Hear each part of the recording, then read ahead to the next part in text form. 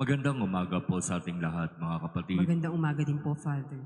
Para sa ating pagninilay sa umagang ito, magandang balikan natin ang narinig natin mula sa unang pagbasa, mula sa unang sulat ni Apostol San Pablo sa mga taga-Korinto. Nagbibigay siya rito ng magandang advice sa kung papaano ba tayo dapat mamuhay sa komunidad. Ang ating parokya, ang ating dambana ay matatawag na isang komunidad. At dahil isang komunidad, binubuo ng iba't ibang uri ng mga tao na may kanya-kanyang mga pinahahalagahan sa buhay, may kanya-kanyang karakter, may kanya-kanyang mga ugali, may kanya-kanyang mga gustong gawin sa buhay. May kinalakhan, may kinagawian, may mga bagay na nasanay na gawin kahit na alam niya siya'y nasa isang komunidad. At sa totoo, napakahirap mamuhay sa isang komunidad, lalo na't kung ang komunidad ay hindi nagkakaisa, hindi nagtutulungan, at sa komunidad na yon, hindi nararanasan ang pagmamahalan.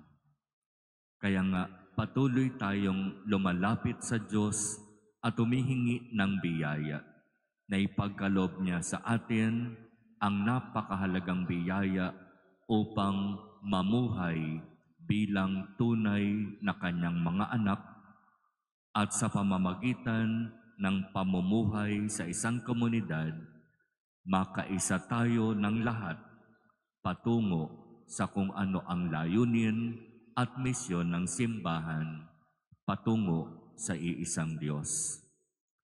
Sinasabi dito ni San Pablo, kung minsan, mga kapatid, meron kayong nagiging reklamo laban sa inyong kapatid. Normal lang yon. Nangyayari talaga yon. Pero ang sinasabi ni San Pablo, magsasakdal ba siya sa hukuman dahil sa reklamo sa kapatid na yon? Nakasama niya sa komunidad. Ang sinasabi ni San Pablo, hindi dapat idudulog agad sa hukuman. Hindi dapat idudulog agad sa pagtitipon sa labas ng komunidad. Ang kanyang payo sa inyong komunidad, sa inyong samahan, ayusin muna ninyo kung ano ang problema. Mayroong ilan sa inyo, sabi ni San Pablo, na kinikilala, iginagalang at nirerespeto pagdating sa mga usaping pagkakasundo, pagkakaisa. Kaya gamitin ninyo ang kung ano ang biyaya na mayroon kayo para mapag-isa ang lahat. At ito ay isang napakagandang payo mula kay San Pablo. Sa pamumuhay sa komunidad, may nagiging problema, may nagkakaroon ng samaan ng loob, pero hindi na yan dapat pang palakihin. Hindi na yan dapat pang ipalabas sa komunidad at ikwento at pag-usapan sa labas. Medyo matindi yung binitiwang salita ni San Pablo. Kung kayo'y may usapin, idudulog pa ba ninyo ito sa mga taong hindi kinikilala ng simbahan?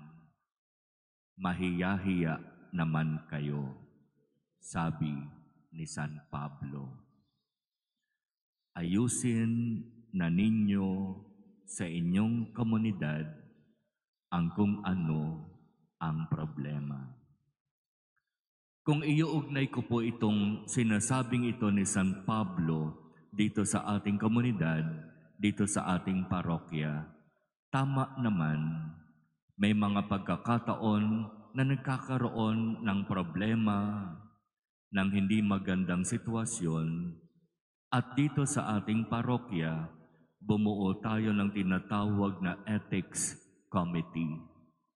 Binubuo ng mga datihang namuno sa ating Parish Pastoral Council. Sila yung mga bumubuo nitong Ethics Committee na ito na kung meron mang nagiging problema sa mga kasama natin dito sa komunidad, dito sa parokya, ito ay idinudulog sa ating Ethics Committee. At kung anumang mabubuong desisyon, iyon ay idudulog sa pari. Kaya mayroong sistema, mayroong pamamaraan upang sikaping maayos ang kung anumang problema. Salamat kay San Pablo sa kanyang paalaala.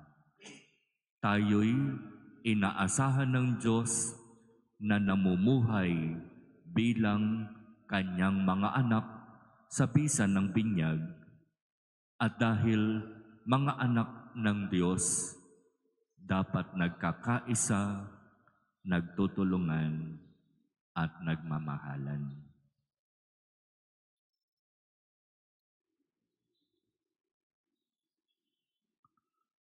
Amen.